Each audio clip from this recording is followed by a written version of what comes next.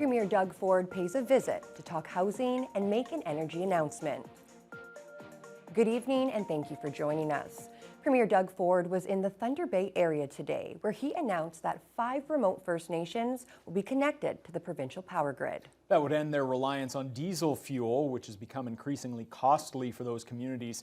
Vasilios Bellows was with the Premier today. Vasilios, what kind of an impact do we expect this to have? Well, Ryan, one of the First Nations chiefs said some of his members are paying $700 a month for diesel energy. And while the announcement was met with support, the province wasn't able to provide a price tag or timelines for the project. Together with Indigenous partners, we're building Northern Ontario responsibly and sustainably. It was a significant commitment from Ontario Premier Doug Ford during a trip to the Thunder Bay area to connect 5 First Nations to the provincial power grid. Webukwe, Nibinamik, Niskantika, Ebmetung, and Martin Falls First Nations would all benefit and currently rely on diesel fuel for power. Moving to Ontario's power grid would provide the communities with cheaper and more environmentally friendly supply options. We're going to work closely with these 5 communities to develop a comprehensive plan to expand clean, reliable electricity transmission and generation infrastructure and end their reliance finally on diesel. The announcement was met with support from First Nations leaders in attendance, though timelines and the price tag are still unclear. Very much the start of the conversation. Energy Minister Todd Smith addressed the lack of specifics by pointing to the success of the Watay Power Project, which is connecting 16 other remote First Nations to the grid. Now we're at the point where we're celebrating almost the completion of that project, and we're ready to move on to ensure that other communities in Northern Ontario will have the same opportunities that those Watay communities have. But for some First Nations communities, the sooner this new project can get up and running, the better.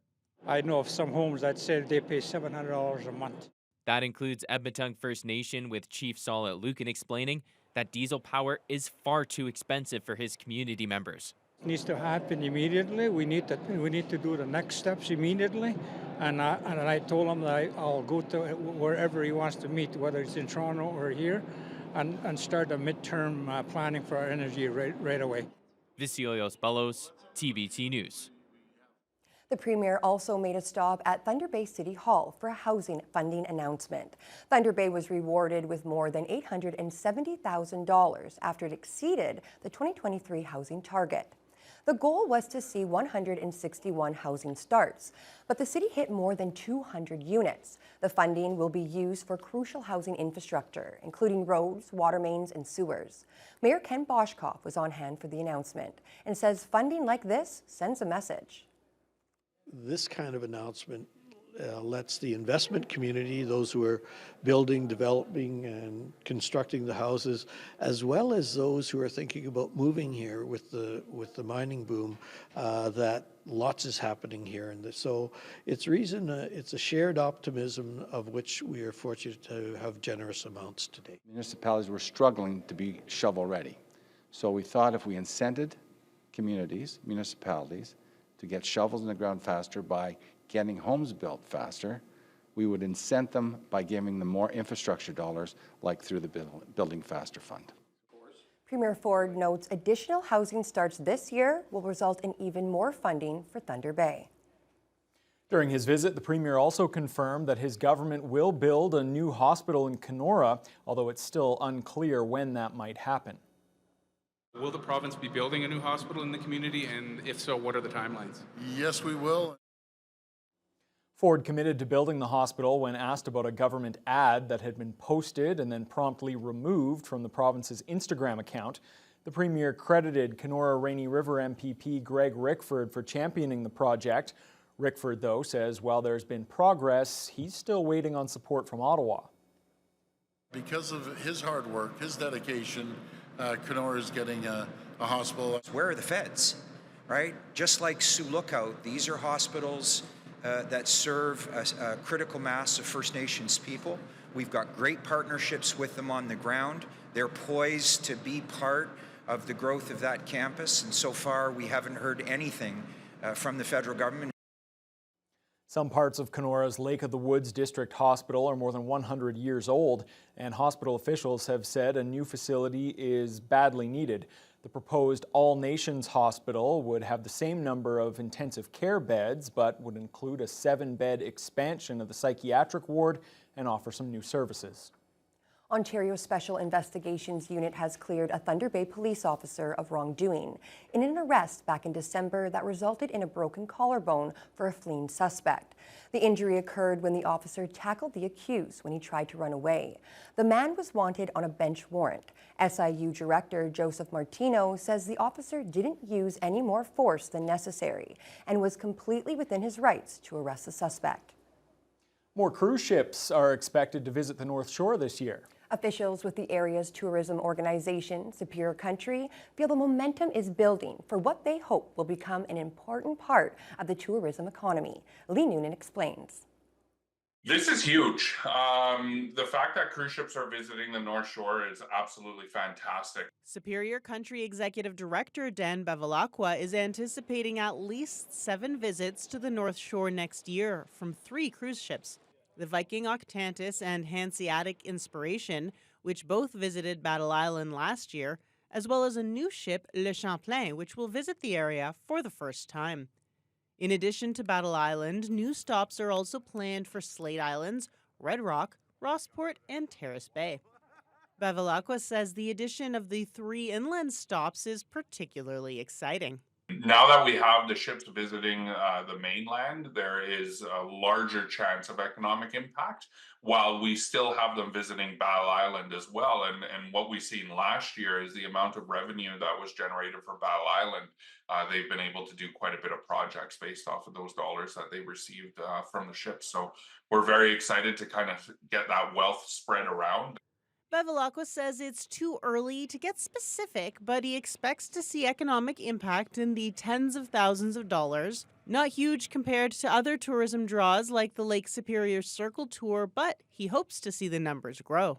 It kind of operates like a snowball. Once one comes, they all kind of copy each other and what they do and what their offers are. So we need to continue that momentum in attracting the different ships, because once we attract one, we know that there's 2 others looking at us. Bevilacqua says Superior Country is actively working to familiarize new cruise ship operators with the area as they continue the push to make the North Shore a destination for cruise ship passengers from around the globe. Lee Noonan, TBT News. The Northwestern Ontario Regional Science Fair is celebrating its 60th year. Today, more than 160 students from grades 4 to 12 had their projects on display at the McIntyre Building at Confederation College. Jaden Billick was there.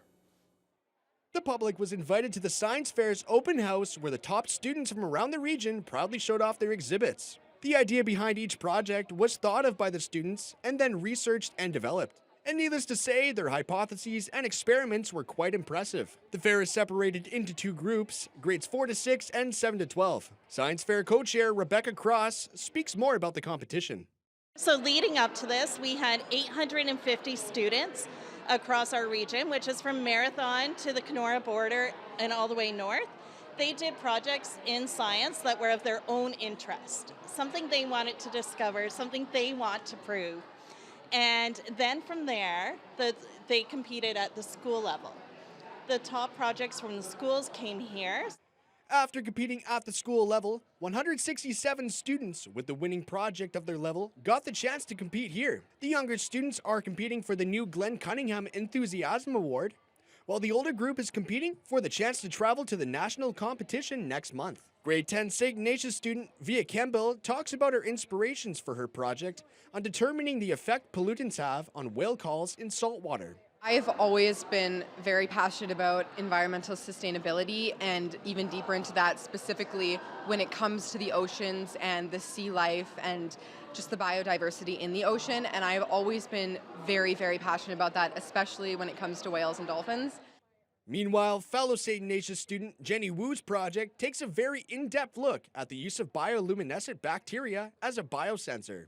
I wanted to explore more into climate change, into how to monitor the water and pollutants. And so when I came across some literature that went in depth about bioluminescent bacteria, I was really interested to see if the literature was right and to explore more into what uses bacteria could use.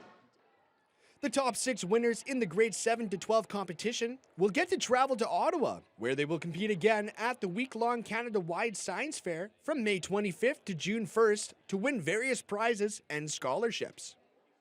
A lot of those students go on to publish their work, which is really cool for a high school student. And they get extra mentorship. From here, they'll get feedback from the judges. They have a couple weeks to adapt their project according to that feedback, and then they take it and compete. Those top 6 winners will be announced on Saturday. Jaden Billick, TBT News. It's now just 4 days until the solar eclipse. Today, Fort William First Nation gave out free pairs of protective glasses to children and families to ensure no one damages their eyes on Monday. The giveaway was organized by the Youth and Social Development Office on Anemki Drive. The office purchased a few hundred pairs of the glasses to hand out, and they were all gone within a few hours. The Thunder Bay area will experience around 71% coverage of the sun by the moon just after 3 o'clock on Monday afternoon. Local schools are all closing at lunchtime that day, so kids will be home for the solar event. They wanted to have everybody kind of be inclusive with seeing the eclipse. It's such a big event, and it's amazing. I know that we won't be able to see complete totality of it, but it's better to be safe than sorry. They want all the kids in the community and families to be safe when watching the solar eclipse. It's an event that'll bring a community together, so if everybody has proper eyewear, then everyone will be safe. We're just really excited to do it. We've never seen an eclipse, and she's really excited. I'm glad we get to witness it together, and are happy that Fort William First Nation supplied us with some glasses. Hopefully we can see something that we've never seen before, so really excited.